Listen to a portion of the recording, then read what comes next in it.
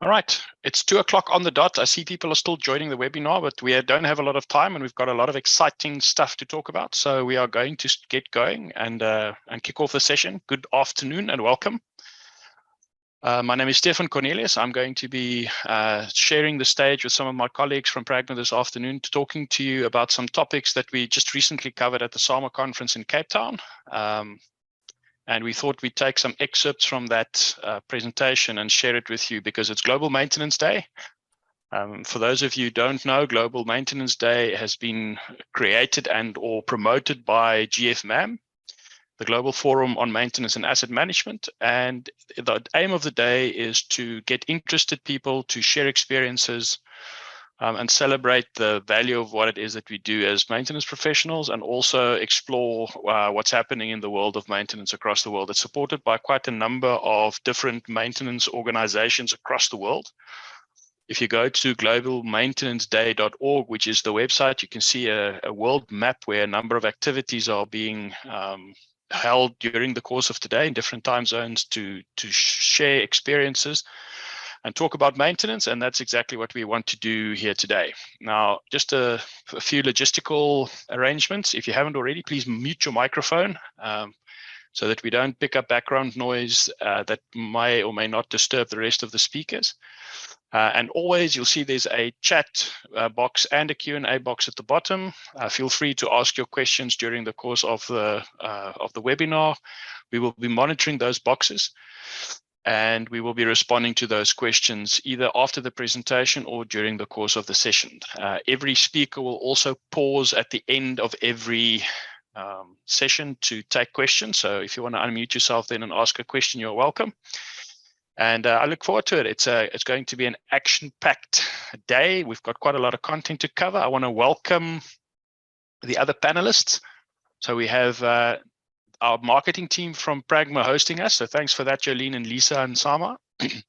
And then from a speaker's perspective, we have Karina van der Merwe and Andre Jordan, who are going to talk about the work we do in space management and space optimization. Tim Bevan is going to talk to us about frontline managers and the talent challenges with talent associated with the digitization and Industry 4. And Philip Arnekom and I will talk about some of the value-based aspects we cover when we do maturity assessments for maintenance environments at clients. So that's the schedule. Karina and Andre will be followed by Tim, will be followed by Philip and myself. And we've allowed some time for questions and answers afterwards. So with that being said, welcome. We're glad you joined us. And Karina, away we go. Thank you, Stefan. So let's talk about optimizing spare part inventory and unlocking cost savings by using engineering and asset management principles. The background to this work is that more and more clients are requesting support to understand the value add that engineering and asset management could bring to the optimization of spares. And since most of the advisors in the spares optimization field are financial or logistics specialists, there is a gap that Pragma can fill. So Pragma's interest in the subject is really threefold. Firstly, during the execution of maintenance readiness projects, the reliability engineering function needs to specify stock levels for new equipment. And in the absence of historical consumption data, a different approach is needed. Then secondly, clients with poor quality consumption data also need to be serviced in the space optimization field. And thirdly, it was necessary to improve the understanding that we had regarding the influence of engineering optimization on stock levels. So what looks like a complicated slide, but quite easy, is that demand forecasting can be approached by using one of three forecasting principles. It can either be based on engineering expectations. We can take planned maintenance into account. And then lastly, it can be purely based on history using the client's consumption data to predict stock holding. So the optimization opportunities that exist are firstly, to remove the predictable spare requirements from the average stock holding capacity and only stock for breakdown demand.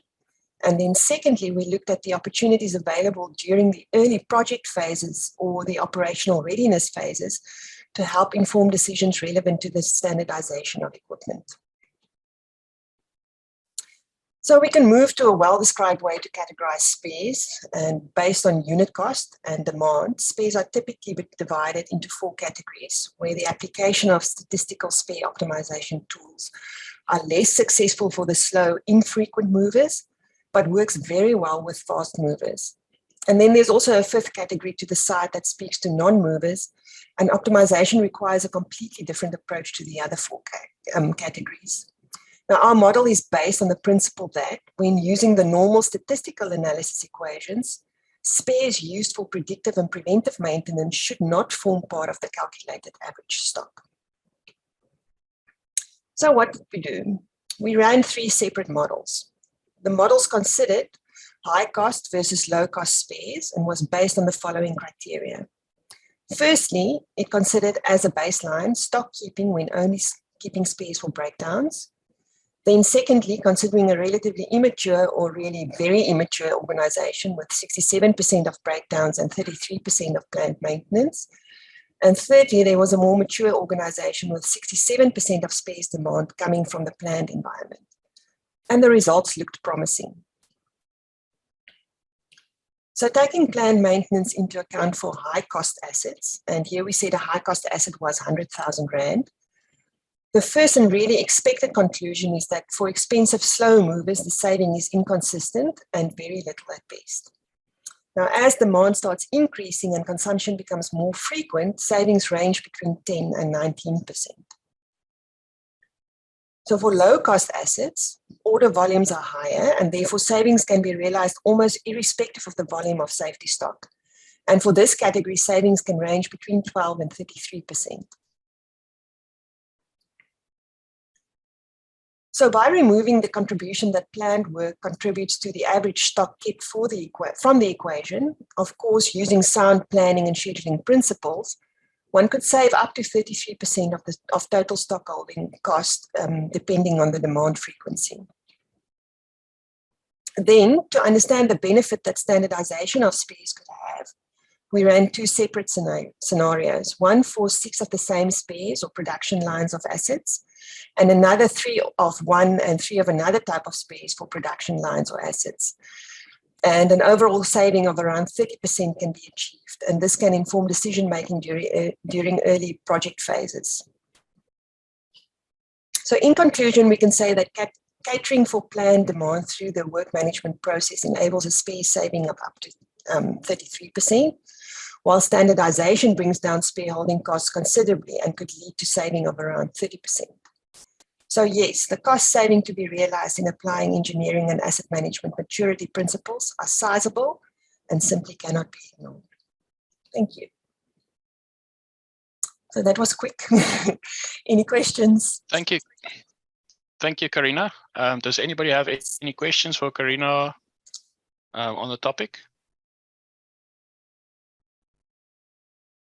I've got a question here, Karina. One of the attendees have asked, how big of an influence does the quality of your failure and maintenance data in the organization have on the ability to calculate the appropriate spares holding? So that's something that, I'm assuming this person is asking, is it something that is, do you have to have a lot of historical data to trend, or can you do it based on a limited data set? So really the idea with this is that you don't have any historical data in place, and you use only your predicted demand based on preventative and predictive maintenance to put forward your spares inventory. And once you take that away, then you can say what available spares are you keeping that's purely there for upset conditions, and in that way you can optimize the spare. I don't know, Andre, if you have anything to add. No, I thought you did. No, I thought you did pretty well. Maybe if you can take us back to slide 5. The nice thing about slide 5 is the previous one. Sorry, this one. Yeah. Our service offering in this space. And the important thing is that we start off with greenfields. So the first time we take a calculation, one slide back. the slide. There we go. Yeah. So when we do the maintenance readiness up front, I mean, you have no clue what actually is going to realize. And therefore we start with the model up there and then. You don't have to have, as Karina said, any failure history at that point in time. You might have some prediction looking at the rest of your environment that when you do something like this, what's the probability of you having it right? Yes. And if currently you have about, well, let's take an immature environment. Let's take a more mature environment in place. Therefore, you're saying about a third of your items you replace through breakdowns, and 2/3 you do via planned maintenance. And therefore, it would be actually, I think that would be the best predictor to say, well, hang on, if I'm going to say this is going to be my failure rate, MTBF, then you could say, well, a third of them will have to replace preemptively, and that's the formula that you're going to feed through. Yes. And as time goes by, and that becomes into realization, of course, as you look at number 3 there, forecasting supported by actual history, you'll update the original model and it become more accurate. Okay, thank you. I hope that answers the question comprehensively. Any other questions? There's one in the question and answer box there, Andre, as well. Type there if you wanted to have a quick look while we listen for other answers or other questions.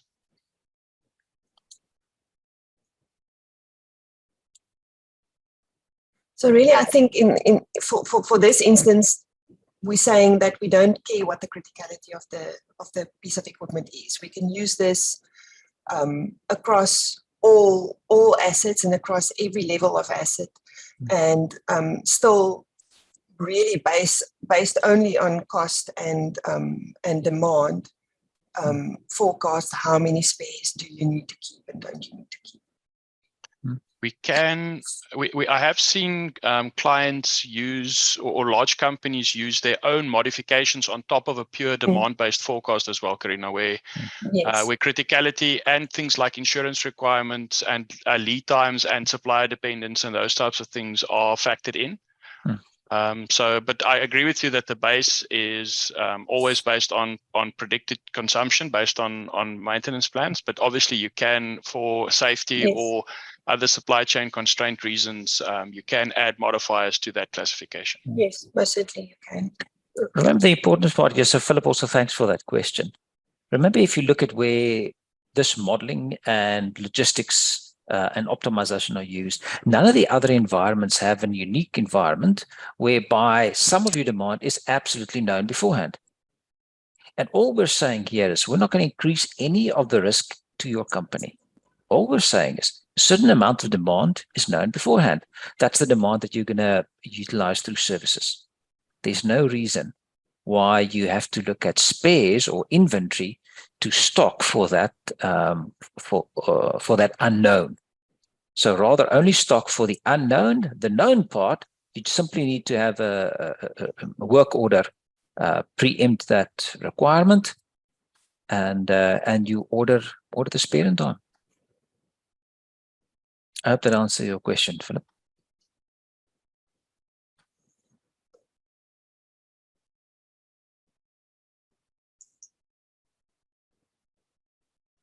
Right. There's another question there from Maniki in Namibia as well.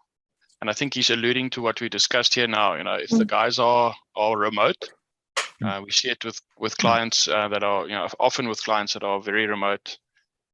Your supply chain also becomes a constraint. The number of suppliers that are able to get spares to you, the diversity of those guys, the reliability of those guys definitely creates a constraint.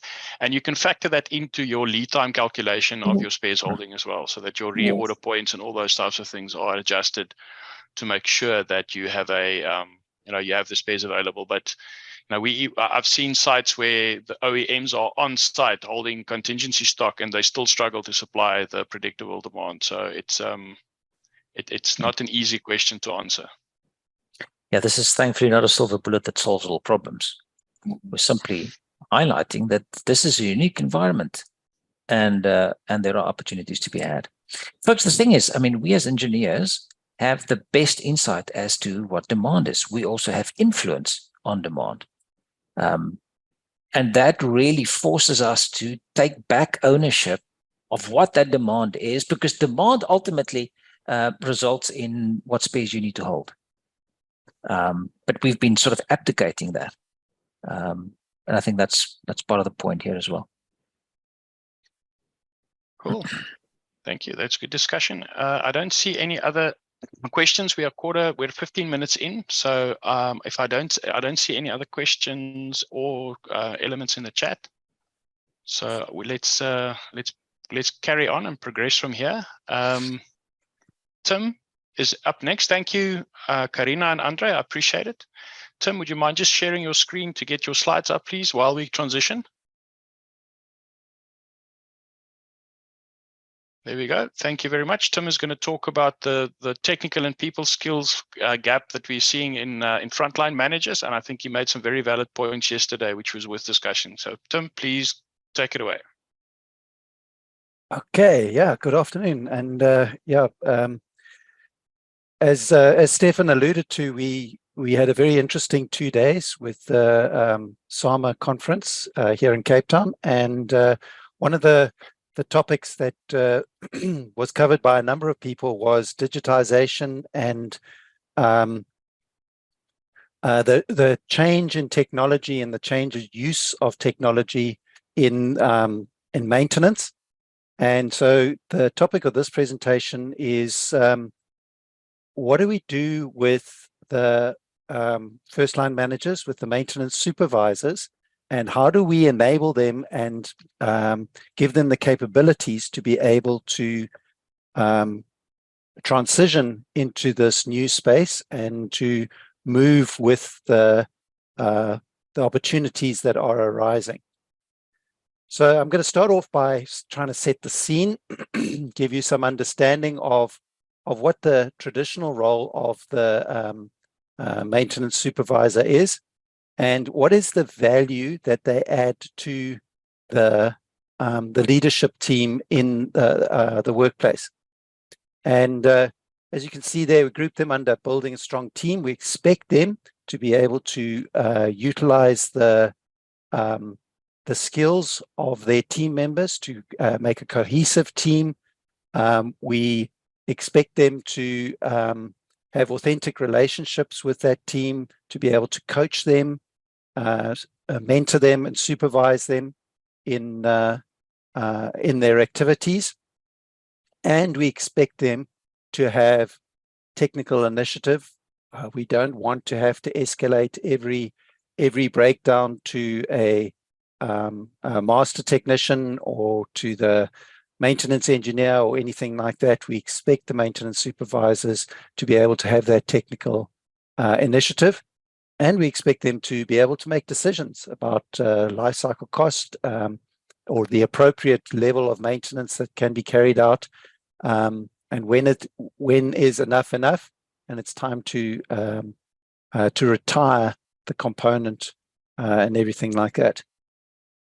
But the one thing that we are missing in all of this is that role of a change agent, that role of change management.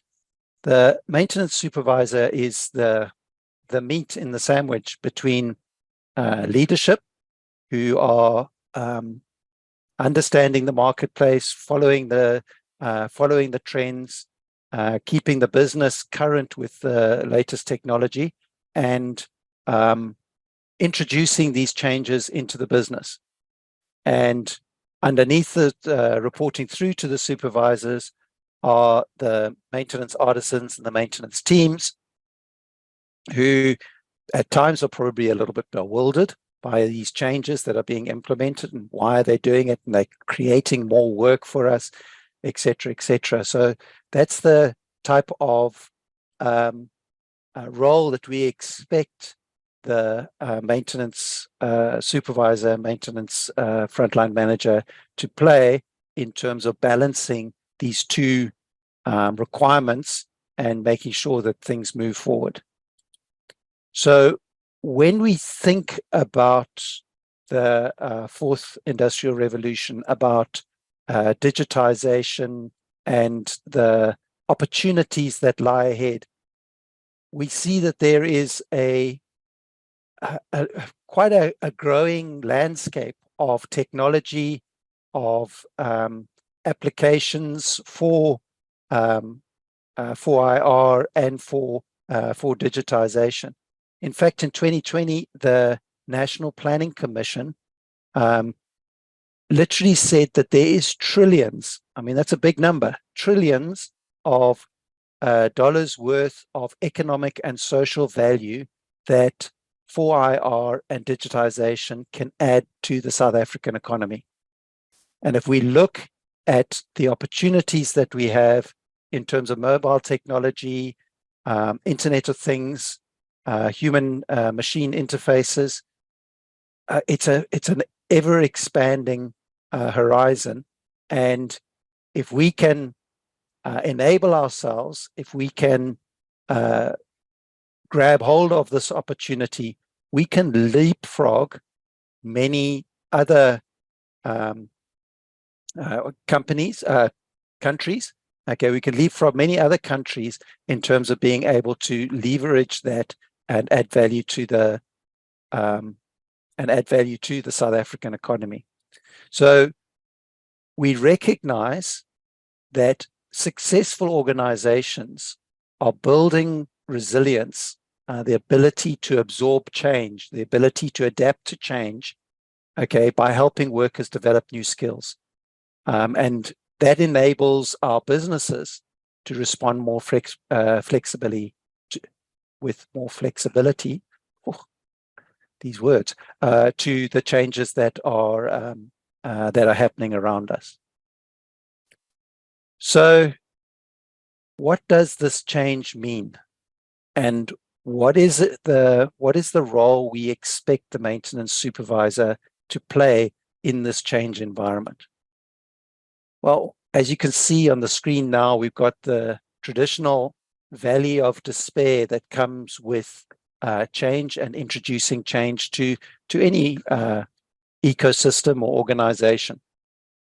On the left-hand side of the screen, you can see that there is an event or a realization that things need to change in order for things to get better.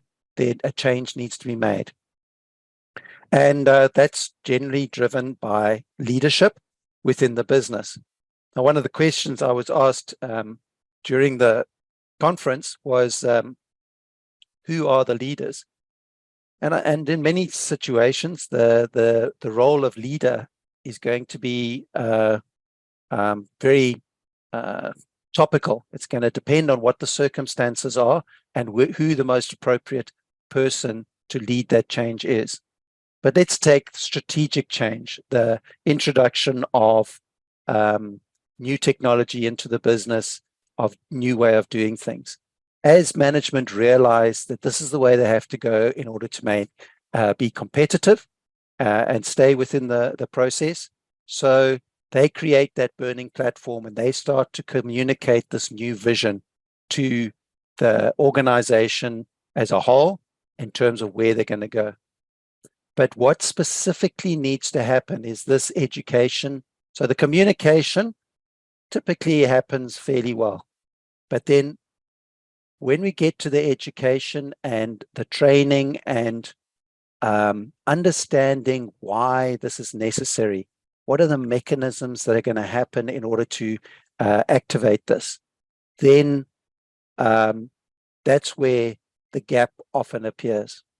Because it's the supervisor's role, okay, as we said, they're the meat in the sandwich.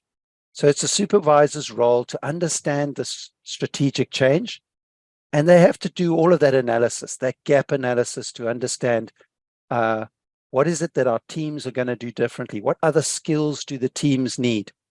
Why is management putting these strategies in place? What are the benefits that they are expecting, and how are we going to change our measures in order to ensure that we realize these benefits? And so it is that the maintenance supervisor, the frontline manager, is grappling with the pressure from the management team to move ahead with the change, to implement those changes, to start to bring benefits to the business. And they are also at the simultaneously needing to uplift, enable the maintenance execution teams to do the right things, to do it with the right quality, and to actually realize those benefits to the business. So it's a complex role that they're in, and depending on the type of personality that's involved, they'll have different reactions to the situation that they're in.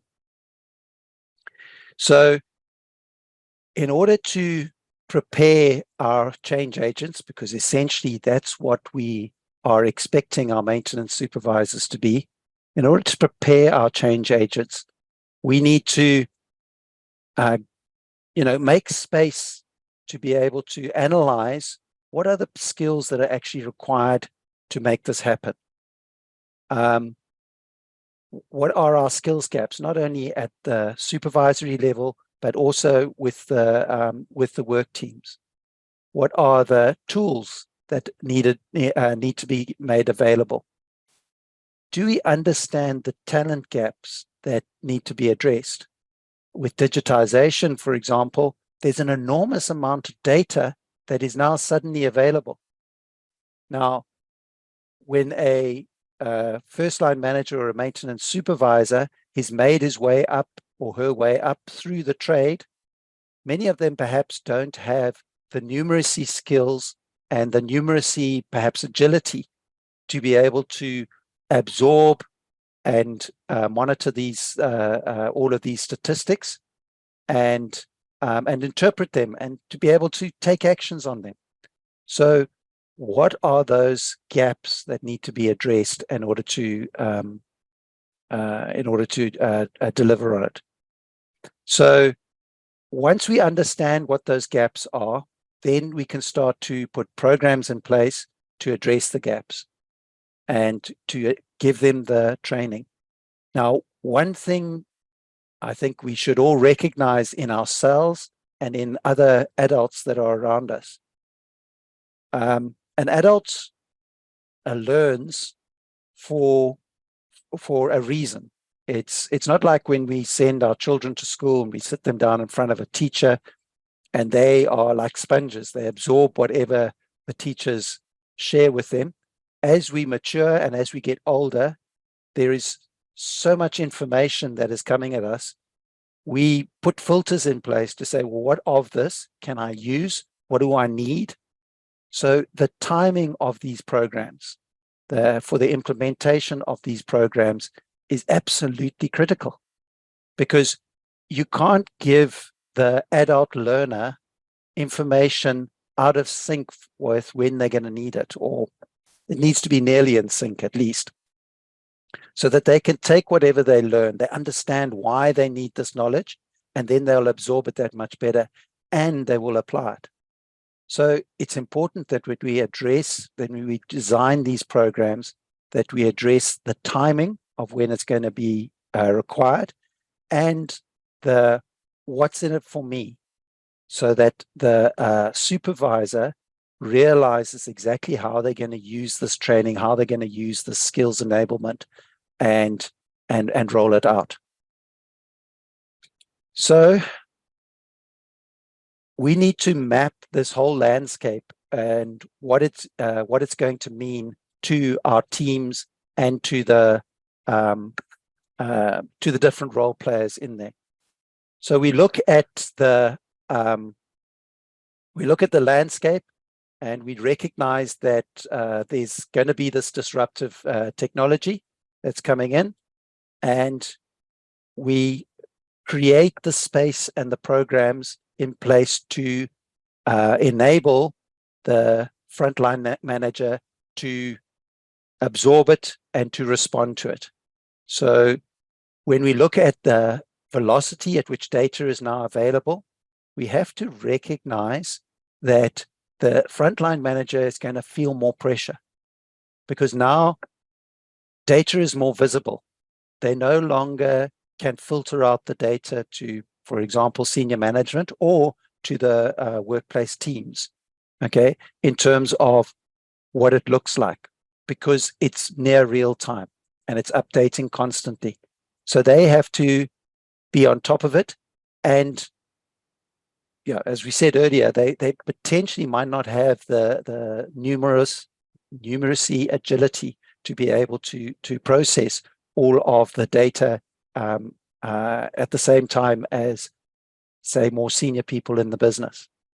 There is the problem of quality assurance.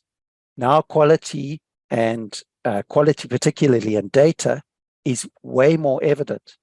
So how do they keep tabs on that? How do they make sure that the quality is right? How do they empower their frontline workers to be able to deliver on the quality and make them responsible for their own quality in the workplace? Then, of course, from the management side, this ever-changing spectrum of operational strategies, because digitization increases the rate at which we need to change. And so, once again, it's putting more pressure on the middleman, okay, in terms of managing with this, allaying the fears of those around them about what it means, why are they doing it, you know, all of those doomsday predictors of they're trying to get rid of us, all of those sorts of things. They've got to take those fears, they've got to assuage them, bring them down to realistic levels, and at the same time, they're going to be under pressure from management to go faster, make this thing happen. We need the savings. So that evolving operational strategies also puts pressure on them. And then, of course, there is the psychological safety. So I think continuous change we cover with the evolving strategy. But there needs to be that psychological safety. And psychological safety is from between management and the middle, the frontline manager, okay? What is, allowing them, recognizing that they have these different pressures, allowing them to have the discussion as to strategies on how to cope, inquiring about more information, sharing that information, making things transparent, that psychological safety to ask questions and not be criticized or fearful of being seen as being handbrakes in the constantly changing and evolving process. So that, and then for their team members, they also need to create that psychological safety that the team members are able to express their fears so that they can be addressed. Even if the first line manager can't address it right then and there from their own knowledge, at least they can understand it and seek the right answers to resolve it. So companies that are creating opportunities, okay, for their employers, okay, so companies that are enabling this process of transition, okay, are creating those learning and development opportunities. And as I said earlier, it needs to be at the right time. It needs to be in technical skills, because much of the technology is changing with the change in digitization. In the soft skills, because they've got to manage upward, and also with their teams. And then, of course, in the digitization and numeracy and all of those type of skills. They need to have empowerment. They need to feel like they can manage their destiny, and that they have a say over how the process is going to roll out. They need to collaborate. They need to collaborate with management. They also need to collaborate with their teams. And they need to be connected. They need to be recognized for the very powerful role that they play in this transition to enable the change in the business. And yeah, they need to have that psychological space to be the voice, both to management and to the shop floor artisan, to express how the other parties are feeling and to express how they're feeling in terms of all of that. And I haven't put the reference on here, but trying to remember which article it was, but there is research that has taken place in terms of in the next 10 years, okay, the skills for complex cognitive, social, and emotional skills is going to be that much higher, simply because of the step change in changes and the continuous changing environment that we live in. There's going to be, of course, an increase in the demand for technological skills, but those basic numeracy and literacy skills, those jobs are going to become more and more scarce. And as the National Planning Commission highlighted a number of years ago, okay, 5 years ago, we need to improve the numeracy and the literacy of our workers in the workplace in order to deal with the fourth industrial revolution. And of course, the physical and manual labor is going to drop by even more than that. So we have a challenge. Digitization is changing the way that we work. We can see it, and we're educated. The frontline manager is stuck in the middle of this, and they need those opportunities. They need to be able to be skilled in order to deal with the opportunities and to deal with the challenges that lie ahead. So, yeah, I hope this has given you some food for thought, something that that maybe you can take away and apply in your own workplace. And yeah, maybe it opens your eyes to the powerful role that those frontline managers are playing in the workplace. So yeah, thank you for listening. If you've got any questions, then yeah, let's go for it. Anybody that wants to pose Tim a question related to this? Thanks, Tim. I think the skills gap is something that is frustrating or scaring many of us on many levels. We have a question here posted in the Q&A box that says, thanks for the presentation, Tim. Insightful. Can Pragma help companies out there with specific interventions and training to help us identify the gaps and fill them?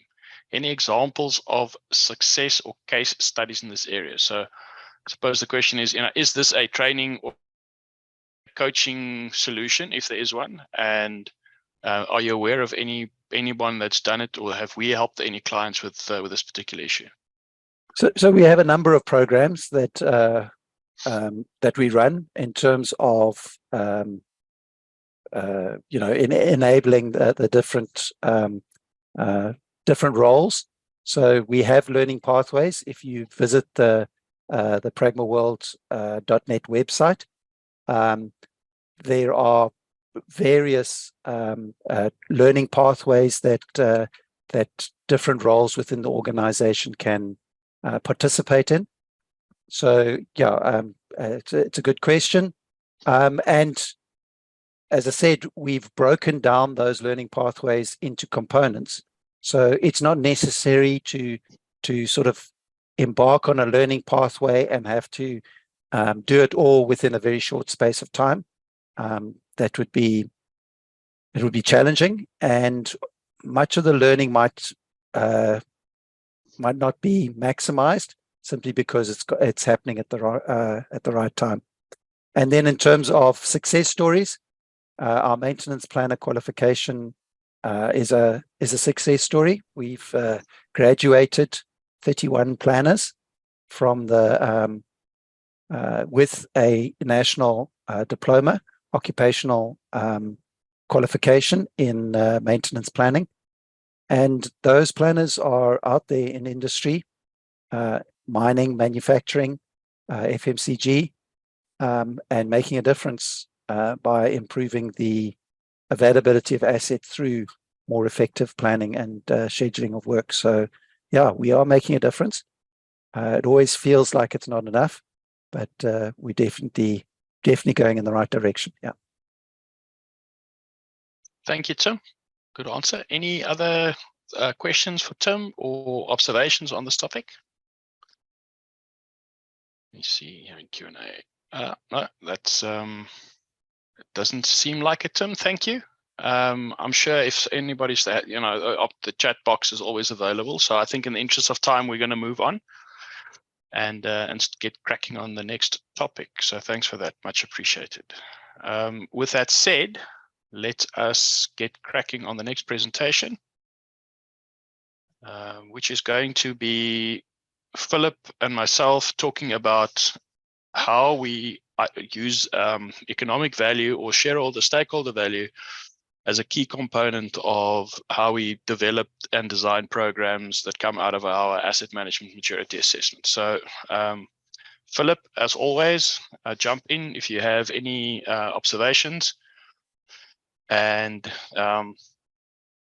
if anybody has any questions, Lisa or one of the guys in the chat, please just monitor and stop me when it needs to happen. Right, let's just, why talk about value? As I asked the audience yesterday, as maintenance professionals, we very often have to motivate the programs that we want to embark on to improve the quality of the maintenance environment or the capability that we have against a very big competitive pool of other requirements, competing requirements. There's a limited pool of investment available, and we have to be able to justify that value to the decision makers to be able to get the funding that we need to execute the program. So it's a question we get asked a lot, and it is something that we want to make sure is very well thought through and considered in the context of when these assessments that we do in the client's environment. So it creates a set of complex questions when you start exploring the topic, for the simple reason that both the concept of what is value and also the concept of what is an asset is very often not a clear-cut answer, because it depends a lot on what stakeholder group you're talking to. And I've made some examples at the top there. If you look at, if you talk to shareholders, they're going to look at things like earnings per share increase or dividends or share price growth. If you look at the financial management of a business, you're going to look at things like earnings increase, cost reduction, and those are the things that typically fall within the remit. If you look at the work that Andre and Karina presented, it was focused on cost savings or the efficiency of spending, and those are the ones where we typically focus. But if you look at other groups, the compliance to legal requirements, reduction of overall organizational risk, your ability to spend money on developing specific suppliers, and even things like reducing the size of your carbon footprint are all values that different stakeholder groups in the environment will take very seriously. And so when we look at how to articulate value and what we do to identify that value during the assessment process, all of those things should be taken into account. I had a dig at Johannes Gutierrez yesterday. Is actually the chairman of GFMAM who's sponsoring or motivating today's event. And I said to him, I couldn't find anything useful in GFMAM documentation around what asset is, which is tongue-in-cheek. Of course, they have a lot of points there. But if you look at the examples there around ISO 55000 and PAS 55, they have varied definitions of what an asset is. But the assets that we consider in these assessments and when we work as maintenance professionals are also, outside of the traditional remit of things like plant, machinery, property, and buildings.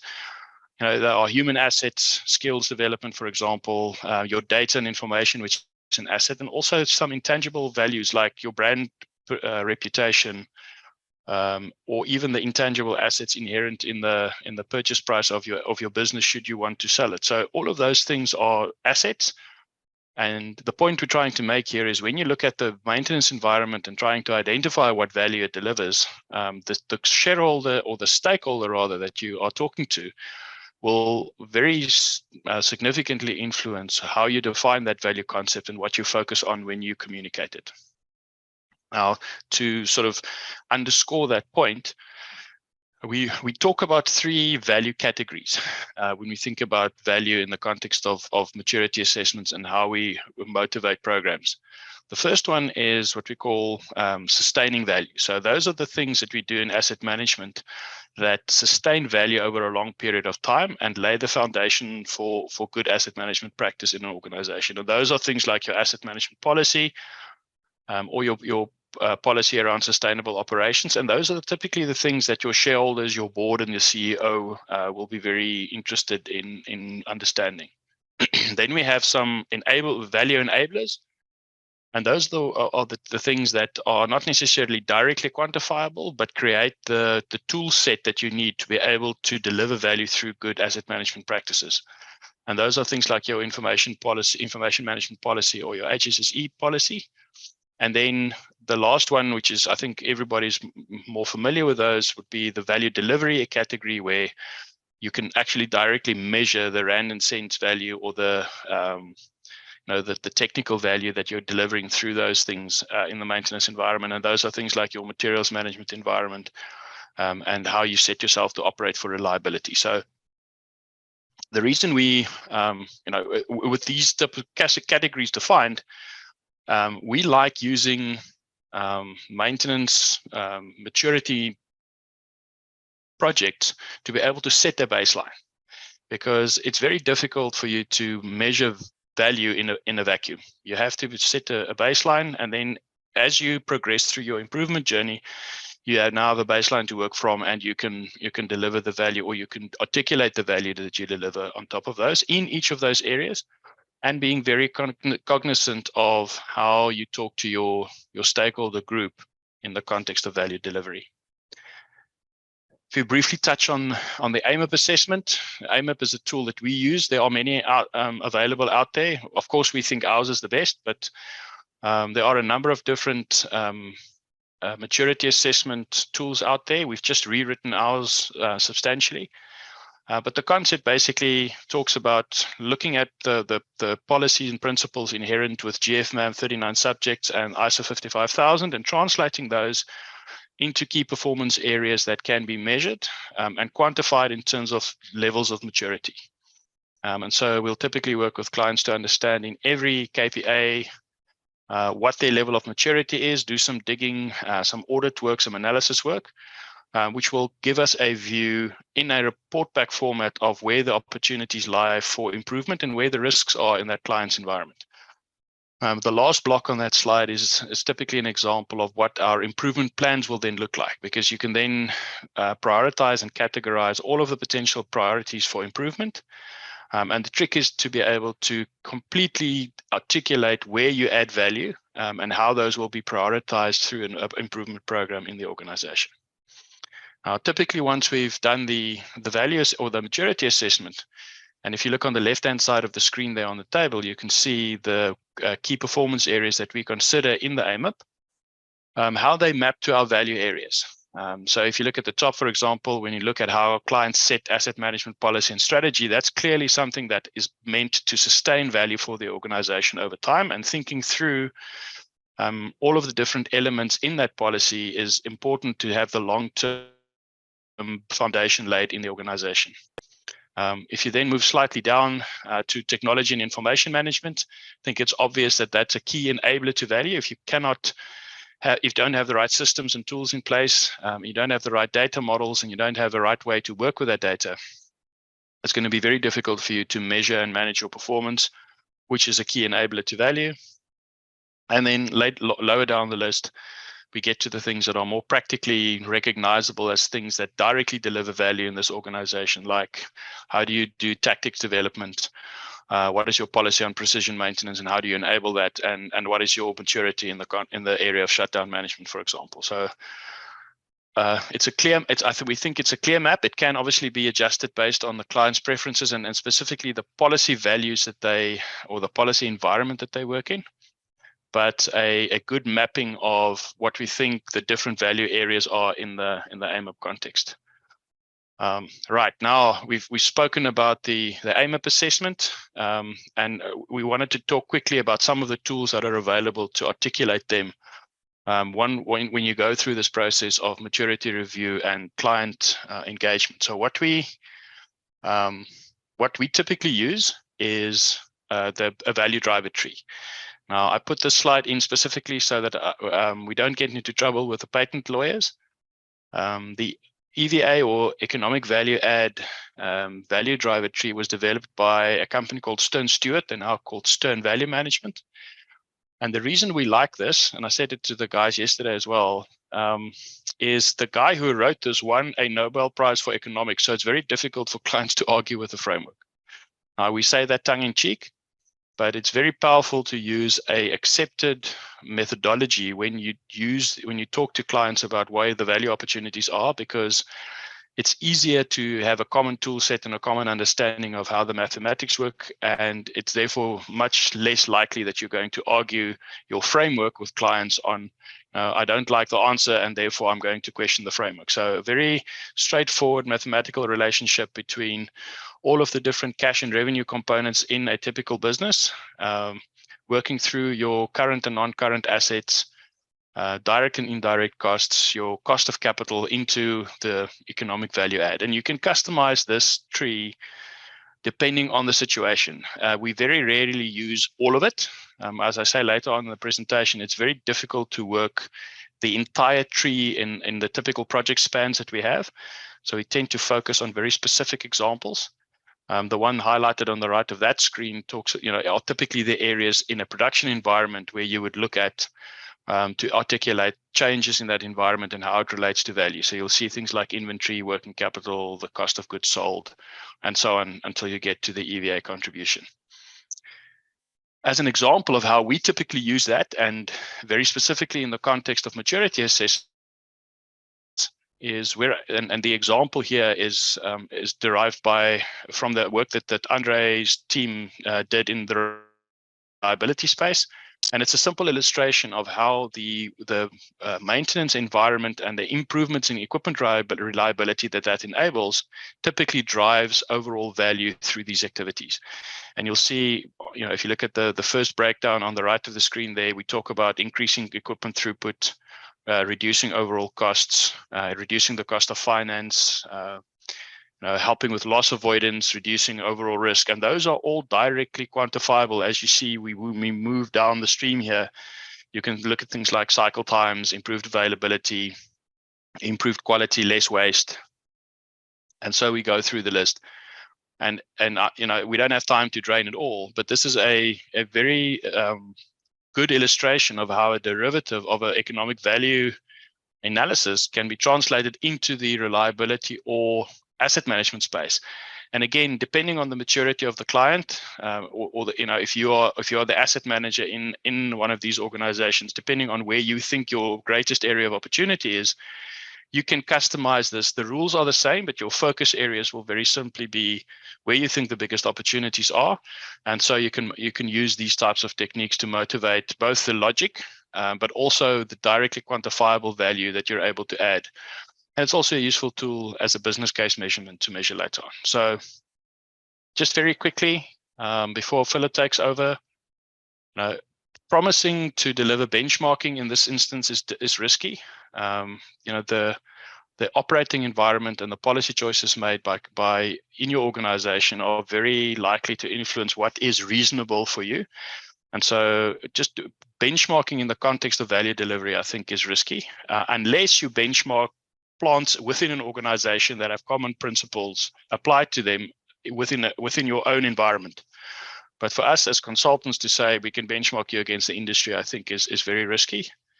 But internal benchmarks can be very useful. We spoke about the dual business case and the fact that burning platform issues should be the priority.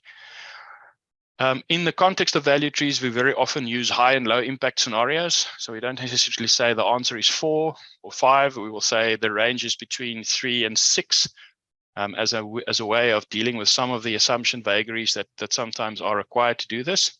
And it's also a more useful way to build management consensus behind certain decisions. Data quality and assumptions are always going to be challenged, so make sure that you prepare for that if you're going to do this.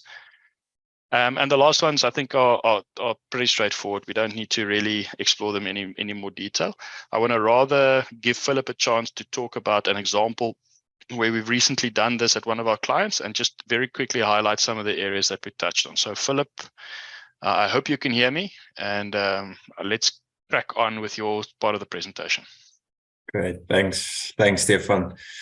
So yeah, and maybe just to not go into too much detail, the client that we were involved with was a sugar and sugar product manufacturer. So they operate very much on a seasonal basis, and considering that when the sugarcane is available and ready to be milled and crushed, they need to run. And when the sugarcane is not available, they stop because there's nothing to process. And in that period, they generally try and do all of their maintenance work. So the challenge there is to really run from shut to shut, and to be as available as possible to take up the supply from the cane producers. So the client asked us to come and look at a subset of their organization. So we looked at 4 sites across Africa, and we looked at some of the head office functions where they coordinate their asset management activities centrally. And they subscribe to GFMAM's 39 subjects in the whole asset management landscape as their asset management framework. And you'll see in the picture at the bottom right, our AMIP framework fits pretty neatly into that GFMAM landscape, or that's it. Yeah, so the subject groups that categorize GFMAM's 39 subjects. So we applied our AMIP framework to assess their maturity, and the key outcome there was essentially a list of gaps to achieve certain objectives. And if you go to the next slide, Stefan, those key objectives were, as I mentioned earlier, to enable shut-to-shut run schedules or production schedules, and obviously enabling the sustainability of that ability, so to speak.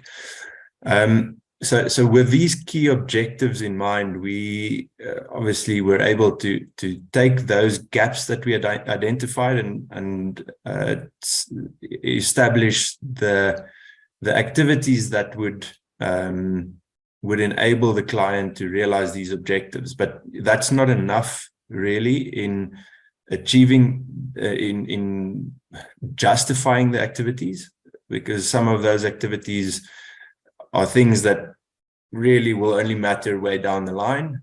We needed to take a value approach to it and say, well, in order to achieve these objectives, focus on key activities, because those key activities will pull certain value drivers and realize economic value for the client's business. So to take a quick example, and it might seem obvious in hindsight, but optimizing the scope of that shutdown activity or the seasonal maintenance activity really is something that the client was, I don't want to say blind to, but because of the way they run their business, they've been doing it the same for years and years, decades, actually, to be honest. And the value that the assessment brought was the objective recommendation or improvement activity that was directly linked to a specific value driver that we could then justify in that it would generate real economic value for the client. So yeah, I just want to make the point that it's sometimes it might seem in hindsight obvious in terms of what the opportunities are, but the opportunities in terms of linking value linking the opportunities to value is not always obvious if you don't take it from the point of view of an objective assessment. So yeah, I think that's to very briefly summarize the approach we took. I want to, maybe we're out of time pretty much, but maybe if there are any questions at this stage, I saw Yvonne asked about AMIP, but maybe we can answer that. And then if there are any other questions, we can take them. Otherwise, our details will be in the chat for our, to be in touch. Thanks, Philip. I appreciate the effort, and to the audience, I appreciate listening to myself and Philip. Now we have really rushed through what can be quite a complicated topic. So I apologize if we've missed anybody or rushed over it. But let me just pause and say, we're out of time, but I'm happy to stick around if there are any questions or any observations associated with the presentation.